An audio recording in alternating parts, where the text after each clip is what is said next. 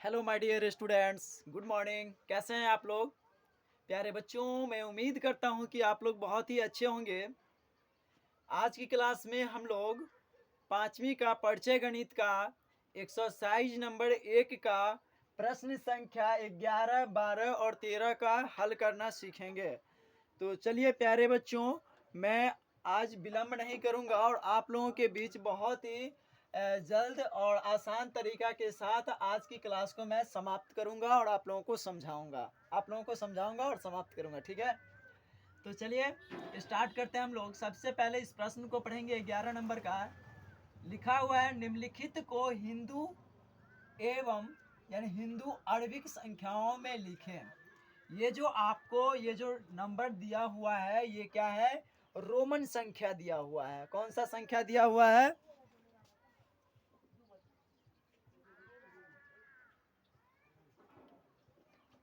ये जो संख्या दिया हुआ है ये रोमन संख्या दिया हुआ है। इसको हिंदू आणविक संख्याओं में हमको लिखना है।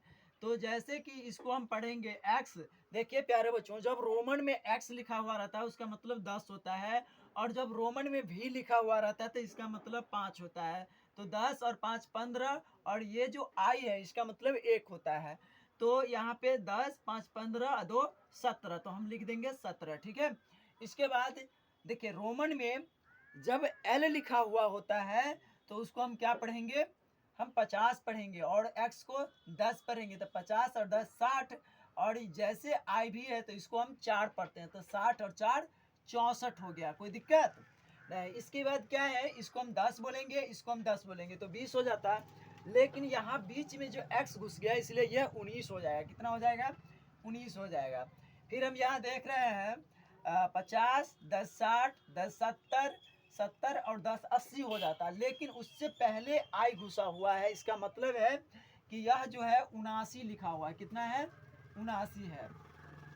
अब हम प्रश्न संख्या 12 का हल करना सीखेंगे। देखिए क्या कर रहा है,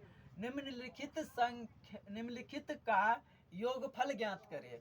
तो ये जो योगफल, देखिए बच्चों, योगफल का मतलब होता है जोड़। योगफल का क्या मतलब होता है? जोड़ होता है। ठीक है, जैसे कि यहाँ लिखा हुआ है 6 6 12 5 17, 17 का 7 हासिल 1।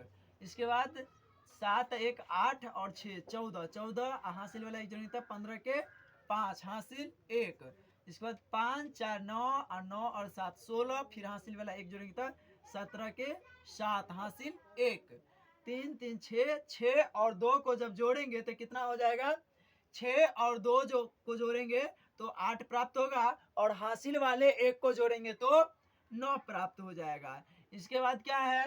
4 2 6 1 7। ठीक है, इस प्रकार से हम इसका जोड़ कर लिए। ठीक है, इसके बाद फिर हम इसका करेंगे 7 7 14 14 6 20 के 0 हासिल 2।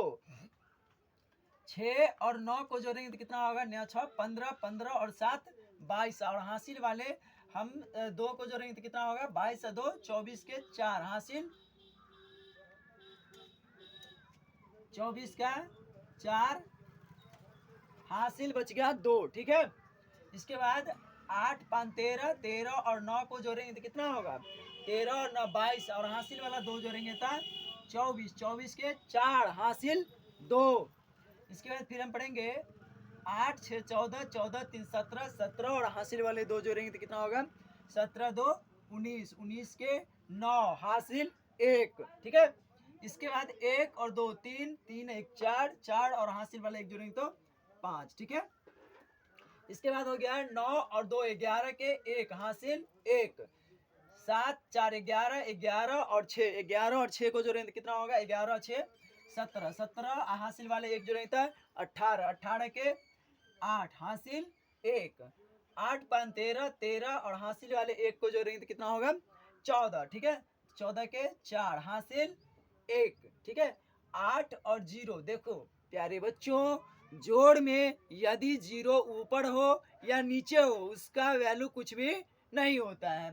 तो यहाँ 8 है और 0 0 को जोड़ेंगे तो 8 प्राप्त होगा, और ये वाले जो हासिल इसमें जोड़ेंगे तो 9 प्राप्त हो जाएगा। ठीक है, इसके बाद 0 0 को जोड़ेंगे तो 0, और 0 में 1 जोड़ेंगे तो 1।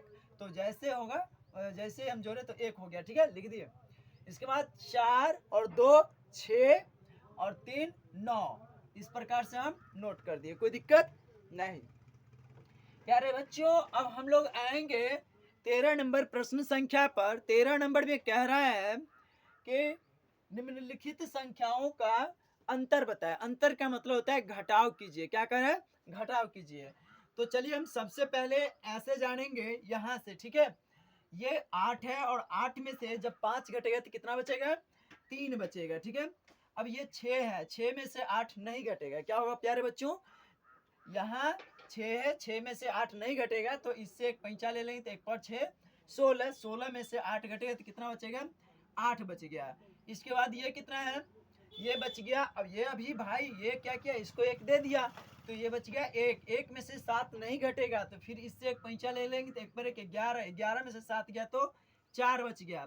ये बच गया 2, 2 में से 2 घटेगा तो 0। अब ये कितना है? 4 है, तो 4 में से जब ये 1 घट जाएगा अर्थात कम हो जाएगा तो कितना बचेगा? 3 बचेगा, ठीक है। इसके बाद फिर हम आते हैं यानी ख नंबर सवाल पे। ख नंबर में कह रहा है क्या कि ये 2 है और 2 में से शून्य को घटाना है।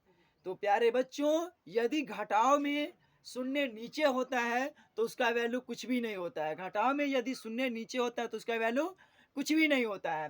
तो हम देख रहे हैं कि ऊपर में 2 है और नीचे में 0 है, इसका मतलब नीचे में कुछ घटेगा ही नहीं। तो जब नहीं कुछ घटेगा तो जितना ऊपर में है उतना ही लिखा जाएगा, कोई दिक्कत। अब देखिए यहाँ पे कितना है? 1 है और यहाँ पे कितना है? 4 है। आप लोग जानते हैं कि यदि ऊपर में कम हो और नीचे में अधिक हो तो नहीं घटेगा। यदि ऊपर में कम हो और नीचे में अधिक होगा तो वह संख्या नहीं घट पाएगा। तो हम क्या करेंगे? अगले किसी संख्या से हम पैंचा ले लेते हैं। तो हम इन पड़ोसी संख्या से एक पैंचा ले लिए। तो मान लीजिए एक तो ये पहले से लिखा हुआ है और एक इससे पैंचा ले लिए तो 1 पर 1 11 हो गया। 11 में से 4 घटेगा तो 7 बचेगा। अब ये कितना हो गया? ये 2 है, सॉरी 2 नहीं है ये, तो अभी इसको 1 दे दिया तो 1 बचेगा। तो 1 में से ये 3 नहीं घटेगा। फिर हम क्या करेंगे? इससे एक पैंचा ले लेंगे। देखिए इससे हम एक पैंचा ले लेंगे तो कितना हो जाएगा? ये 1 पर 1 11 हो जाएगा। 11 में से जब ये 3 घटेगा तो 8 बच जाएगा। अब प्यारे बच्चों देखिए, अब ये आपके मन में आता होगा कि ये शून्य जो है कैसे इसको एक पैंचा दे दिया। तो ऐसे हम समझ सकते हैं कि देखिए ये एक मेरा छोटा सा ट्रिक है कि यदि आपको घटाव में कोई शून्य ऊपर में नजर आता है तो जो शून्य सबसे पहले नजर आता है वो क्या होगा? 10 होगा। ये मेरा ट्रिक है, ठीक है। तो हम क्या करते हैं? ये 10 होता है, लेकिन हम देख रहे हैं 10 होता है तो 10 में से ये 6 घटेगा तो 4 बचेगा, ठीक है। और बाकी का शून्य जो ऊपर में होता है यानी पहला शून्य 10 और उसके बाद जितने शून्य होता है वो कितना होता है? 9 होता है। तो ये 9 है, 9 में से 6 गया तो 3 बचेगा। अब दूसरा ट्रिक मेरा क्या काम कर रहा है प्यारे बच्चों कि शून्य के जस्ट बाद, शून्य के जस्ट बाद कोई संख्या यदि लिखा हुआ है तो वह जितना लिखा हुआ है उससे हम एक कम समझेंगे। कितना समझेंगे? जितना लिखा हुआ है उससे एक कम समझेंगे। तो यहाँ पे 4 लिखा हुआ है तो 4 से एक कम कितना होता है? 3 होता है।